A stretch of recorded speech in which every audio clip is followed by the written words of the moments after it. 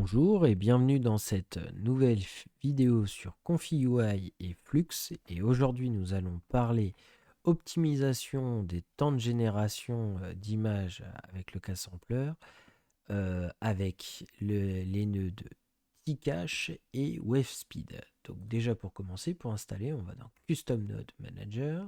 On a juste à taper Tcache et on installe celui-là. Et WaveSpeed, donc WaveSpeed, voilà, et on installe celui-là. À noter que si vous voulez des informations en profondeur sur certains paramètres de chaque node, vous cliquez sur le nom, ça vous enverra sur la page GitHub. Donc c'est parti.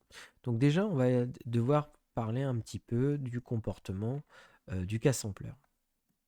Alors, je vais lancer le rendu et on va aller regarder comment se métamorphose à chaque step. C'est-à-dire qu'à chaque fois que notre retour ici change, bouge, enfin varie, on va dire, c'est-à-dire qu'on passe d'un step à une autre. Donc au début, on va avoir des formes qui sont justement peu reconnaissables.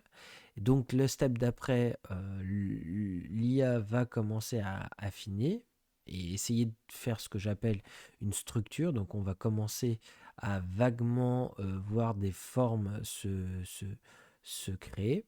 Après, elles vont commencer à s'affiner et globalement, le modèle Flux va convenir d'une structure qui l'intéresse.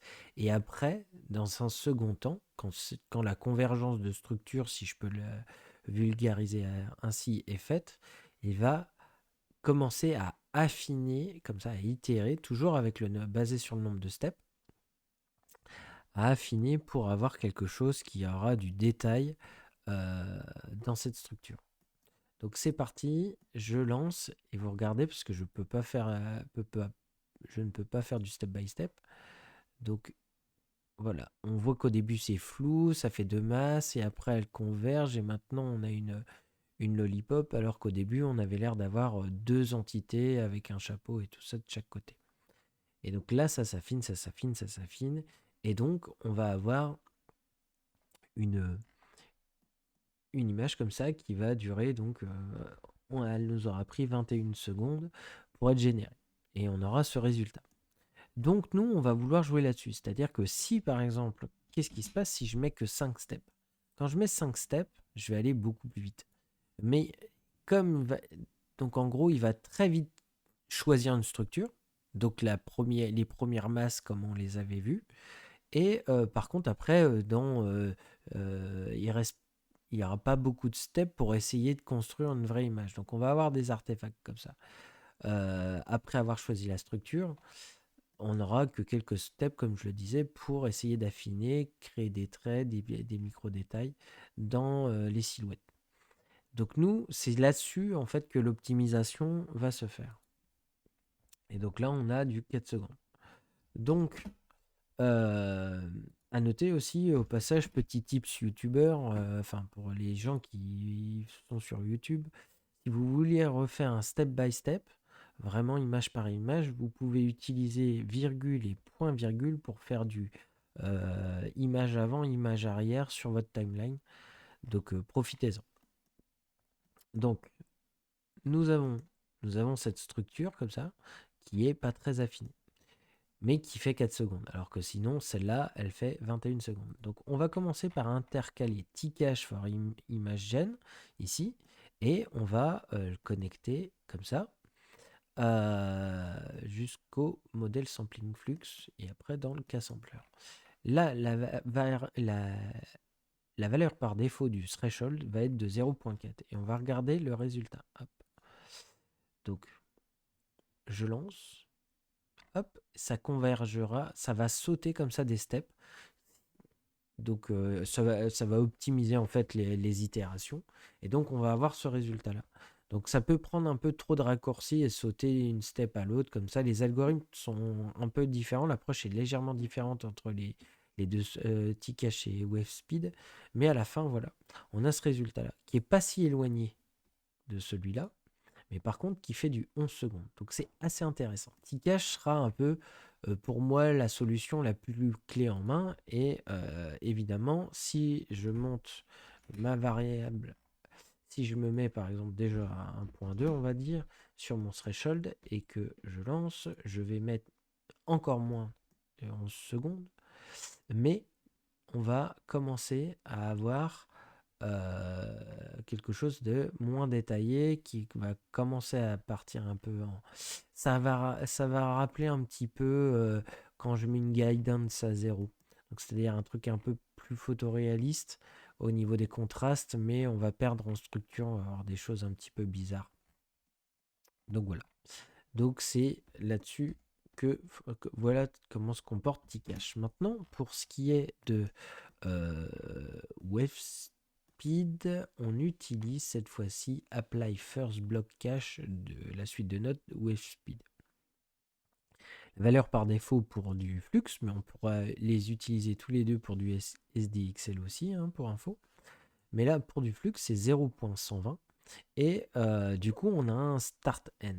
Et ça, c'est intéressant parce que ça veut dire qu'on peut appliquer cette espèce de raccourci d'une step à l'autre, de simplification des steps, que sur une portion du processus. Donc, c'est-à-dire, par exemple, si je mets 0 à 0.5, ça veut dire que je vais appliquer ce threshold-là entre la step 0 et le 50% du nombre de steps. Donc voilà. Donc si j'avais, si j'avais admettons, 10 steps, et ben, ça serait de la 0 à la 5e step, par exemple. Si je mettais 0 à 0.5. Donc voilà. Donc on fait le test, on regarde. Globalement, voilà ce qui va se passer. C'est que il va simplifier aussi, pareil, hop. Et là, parce que comme j'ai mis de 0 à 1, de start 0 et end 1, ça me permet de simplifier sur tout au long, jusqu'à 35. Donc là, je suis à 10 secondes. Je suis un petit peu plus long en général. J'ai fait des tests un petit peu plus longs que Tcache, mais vraiment, ça se joue à une seconde près, hein. Donc voilà, donc ça fonctionne. Mais on va aller voir comment on peut améliorer ça. Et par exemple, utiliser 0,5. On va juste mettre 0,5. Donc là, on va être bourrin parce que le max c'est 1, il faut le savoir. Et on va apply 0,5. Ce qui va être intéressant de faire ça, c'est qu'on va aller regarder le résultat. Et donc on a quelque chose qui, euh, pas très acceptable, mais qui a moins d'artefacts que quand il n'y a pas de convergence en fait pour essayer de rajouter du détail à la fin. Donc c'est assez violent. Mais on va voir, là je vous montre un hack pour arriver à avoir des résultats un peu plus créativement intéressants, qui nous permet de peut-être exploiter les premières steps avant une trop grosse convergence. Ce qu'on faisait avec SDXL quand on réduisait en fait un peu le CFG pour essayer d'avoir quelque chose, je disais un peu une image, une proposition un peu plus fraîche. Si vous vous souvenez de la vidéo où je revenais en détail sur tous les paramètres. Et donc là, je vais mettre 0.5, mais que sur 50, sur les 50 premiers pourcents.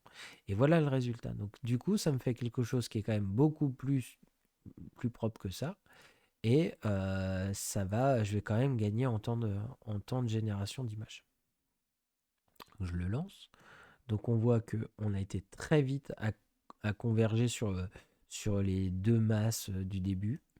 Et après, comme j'ai mis que je m'arrêtais à 50%, je laisse les derniers steps converger pour rajouter du détail. Donc ça donne des choses qui sont très intéressantes, qui permettent d'avoir de la structure et à la fois quelque chose de photoréaliste. Donc ça peut être très intéressant à vous d'essayer de l'exploiter. Et là, je vais faire l'inverse. Donc, on va voir globalement ce qui va se passer. Je le sais déjà. Je l'ai déjà généré. C'est qu'on va avoir quelque chose qui va ressembler à la structure initiale. Donc, on va gagner du temps de rendu, hein. Mais parce qu'on va pas perdre de temps, justement, on va prendre notre temps à faire converger la structure, mais on va prendre des raccourcis sur les détails.